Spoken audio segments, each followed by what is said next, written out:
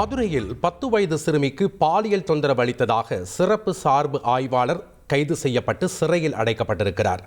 திருப்பரங்குன்றம் கார்த்திகை தீப திருவிழாவிற்கு பாதுகாப்பு பணிக்கு சென்றிருந்த இடத்தில் பாலியல் தொந்தரவு அளித்ததாக புகாரின் அடிப்படையில் இந்த கைது சம்பவம் நடைபெற்றிருக்கிறது.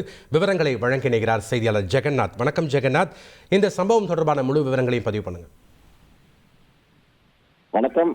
கார்த்திகை திருவிழாவை முன்னிட்டு மதுரை திருப்பரங்குன்றம் சுப்பிரமணிய சுவாமி திருக்கோவில் அன்று பல்லாயிரக்கணக்கான பக்தர்கள் அங்கு சுவாமி தரிசனத்துக்காக வருகை தருவது வழக்கம். கடந்த டிசம்பர் 13ஆம் தேதி அதேபோல் அனைவரும் அங்கு பல்லாயிரக்கணக்கான மக்கள் வருகை தந்த போது மதுரையில் இருக்கக்கூடிய மாநகர் பகுதியில் இருக்கக்கூடிய பல்வேறு பகுதியில் பணியாற்றக்கூடிய காவலர்கள் அங்கு சிறப்பு பணிக்காக நியமனம் செய்யப்படுவார்கள்.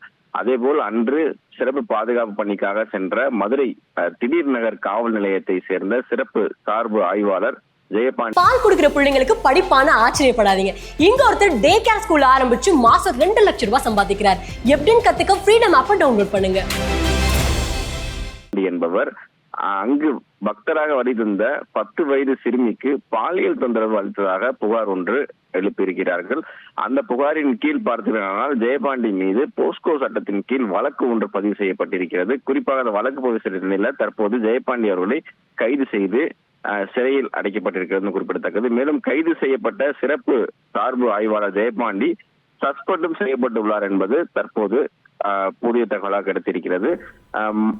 பாதுகாப்பு பணிக்கு சென்ற காவலர் தற்போது சிறுமியை பாலியல் சென்று செய்யப்பட்டது என்பது மதுரை மக்கள் மத்தியிலும் குறிப்பாக பக்தர்கள் மத்தியிலும் மிகவும் அச்சத்தை ஏற்படுத்தியிருக்கின்றன கூற வேண்டும்.